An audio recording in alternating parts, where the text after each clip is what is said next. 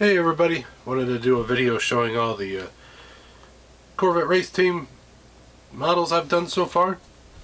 I still have two more kits. I have the Revell Germany to 63, I think. It's a blue one. And I also have the Revell CR or C6R. Let's see, what number is that one?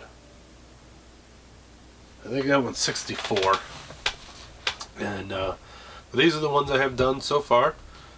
Two of them I have just done before, not too long ago, and the other three I did right before I started my YouTube channel, so they never got on there. They're not the best. I always wish I could have done a better job on these. These are probably my favorite kits, but well, at least I did them, I guess. Each one has its little bit of flaws in it. They're nice and different kits. They're usually done pretty well from Revell. But now the new Revell, the ones that just bought them, that are in Germany, you got to get on the ball and make the new Corvette, the mid-engine one. So I doubt they'll hear this or see that, but maybe somebody out there that knows them, tell them, get off their ass. They need to make it. People buy it. But we can go through each one at a time, and I'll go through the order of them and tell you when and who drove them, and go from there. So if I was going through the progression of earliest to latest, this is the earliest one out of all my collection. The blue one I still have to build is before this one, but this one is the 2000 24-hour Le Mans entry, and this one was done by Ron Fellows, Chris Kneff, and Justin Bell, which two of those names, if you're in the GT racing, you hear quite a bit. Justin Bell you hear a lot of, and Ron Fellows was in the Corvette racing for quite some time. But this was the Corvette that was before the Dale Earnhardt Sr. one.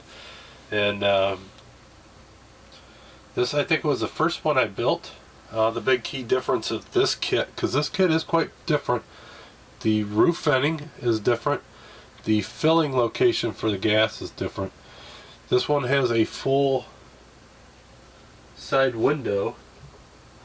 The other kits just have a partial window.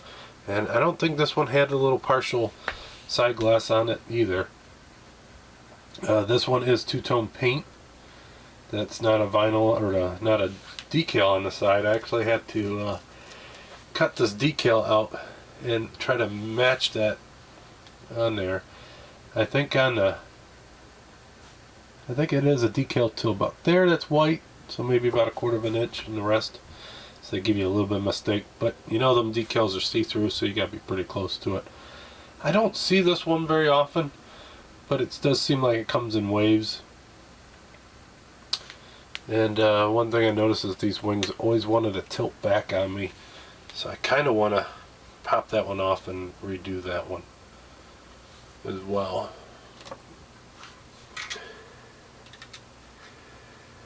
Not 100% sure, but I do think I glued this one down in there, the body to the chassis.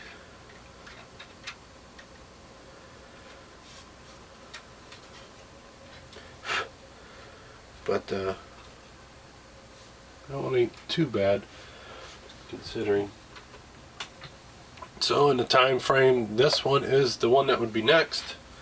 This is the one that Dale Earnhardt Sr. and Dale Earnhardt Jr. raced at 24-hour Daytona, the Rolex 24.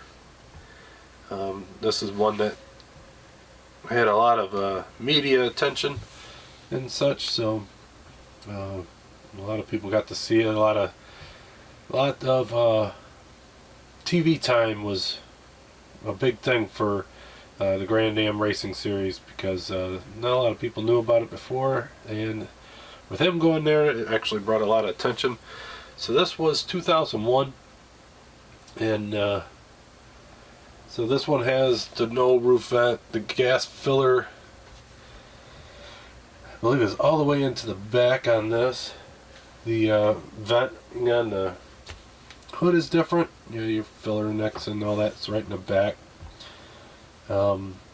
This one I had a little bit of difficulties with trying to do the masking and all that, and it ended up peeling some of that 3. I would like to get another one of these kits. I've been watching one on eBay and such. They go so damn high anymore. They used to be easy to get. And I'll probably make the number 2 out of it and use that 3 decal and put it back over that. Maybe pop the glass off and give it another coat of clear and fix it that way, because that kind of really bothers me. But I should be able to fix it if I get another decal set. And then down here I want to fix that as well. But that is the next one in the time frame. This is one that I really still actually finishing it. It only needs a couple more touch-ups and it needs glued down. And those need toned down. But this one is 2001 as well. This is oh gosh,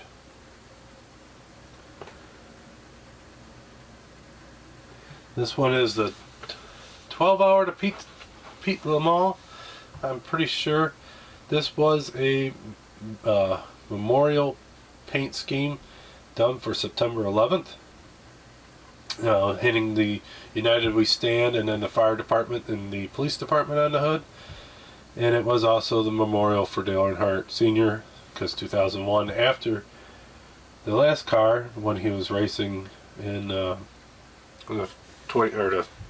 Daytona 500, was when he crashed and his life as well. So that was a memorial to him as well.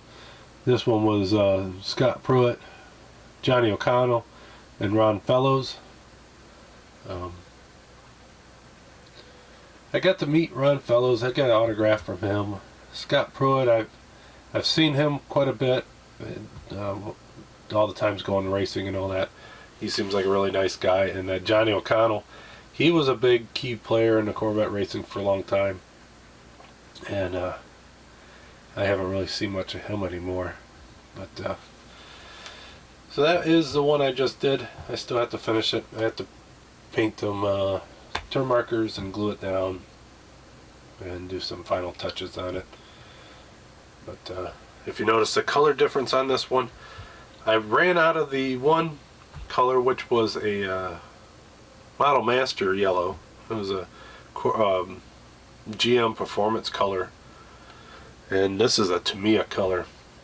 It was probably the closest I could find, and I know there's other options out there to get the perfect color match, but I don't want to do all that stuff. I already have enough trouble with these kits trying to get them to look right. I don't want to get different companies of paint and all that stuff, because then I'll end up probably really screwing it up. But there's that one.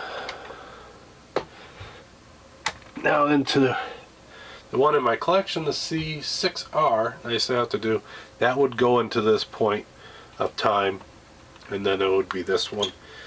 This one is pretty much the introduction of the new Stingray Corvette, and this one was Oliver Gavin, Tommy Mindler, and Marcel Fasser. And Oliver Gavin was pretty big into Corvette racing for quite a while. He was big in racing all over the scene, so he was one that I knew quite a bit about. This one is quite the basic paint scheme for it. I don't think they ran with this very long. I think they ended up adding a bunch more to it. But this would have been the introduction also to the IMSA, where they combined Grand Am and American Le Mans series. I don't think any of my Corvettes are from the American Le Mans series. I think they're all from Grand Am or IMSA. I'll have to look at the other one. which IMSA was, it's a big long story, but it was part of the Grand Am and all that before, and then they end up splitting, and then they end up coming back together to make what is now the IMSA Sports Car Racing League. This one, there's a couple things I missed. Some sink marks right here. There's another one here. I missed that line there. And this was early on when I got back into modeling. There's a sink mark there, and I just never noticed that until it's done, and it's like, oh shit, you know, you missed that. So that is this one, and I think about 2 years later, maybe a year later, you got this one I just did, which is Oliver Gavin, Tommy Mittler, and Jordan Taylor. And being Jordan Taylor, he brings the camera sponsorship with him. But this was a 24-hour at Le Mans. Them sink marks, got rid of those. I sanded the hell out of it, and the front molding lines I got rid of it. But these were aftermarket decals, so they came with them chrome ones. That chrome does not like to be on a decal. It does not lay flat, don't handle clear or anything like that, so they don't look the greatest. The one on the hood is not too bad, but this is the exact same kit. Yes, different decals. So it's around the same generation of it, but this was probably about 2 years difference between me making the one and the other one, and I noticed the improvement. But these Corvette cars, they always seem to bring the worst out of me, and have a little challenge. So if there will be any after this one, it will because Revell actually, or somebody, got the rights to build the new Corvette with the mid-engine, and so we'll see. So hope you enjoyed it. Let me know what you guys think, and until next time, I'll talk to you then. Bye.